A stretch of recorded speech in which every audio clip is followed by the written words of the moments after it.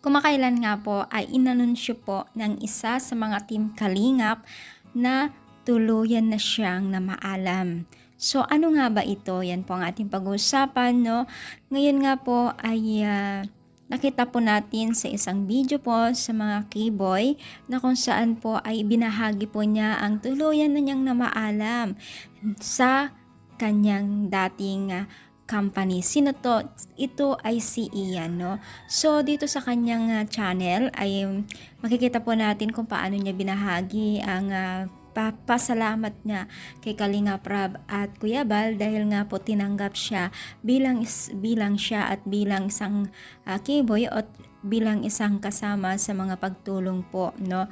So, ngayon ay tuluyan nang nag-resign po sa kanyang trabaho bilang isang seaman, no? Dahil nga po ay mas pinili niya po ang maglingkod o sumama sa mga paglingap po ng dalawang mag-asawa, dalawang mag-ama na si Kuya Bal at Kalingap Rab.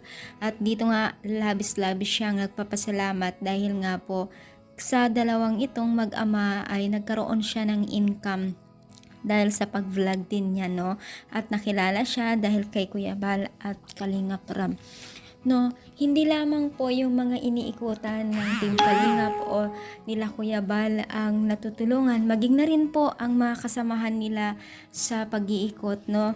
Napakalaking tulong din po kasi nakakilala rin sila at nag-earn din po sila bilang isang vlogger din po. Marami na po silang natulungan, hindi na mabilang dahil taon na pong tumutulong ang dalawang mag-ama na ito, no? So sana maging malawak pa ang kanilang maabot sa pagtulong po sa mga taong nangailangan ng tulong. Unang-una na dyan po yung mga kabataan na nangungulila sa pag-aaral o pinansyal na tulong, no? Alam naman po natin ang dalawang mag-ama na ito ay taos-puso po na nagpapasalamat at nagbibigay po ng tulong sa mga nangangailangan ng tulong.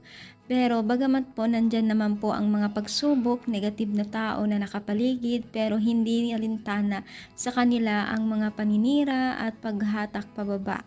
Bagamat po kagala naman tayong ginagawang masama ay lalo tayong inaangat ng Panginoon Diyos. Yan po yung unang nakita natin sa dalawang mag-ama.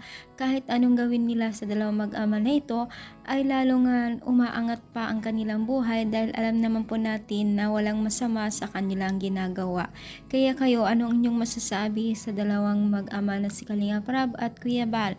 I-comment down po dito sa baba at sana wag tayong magsawang suporta sa kanila. Thank you so much and God bless.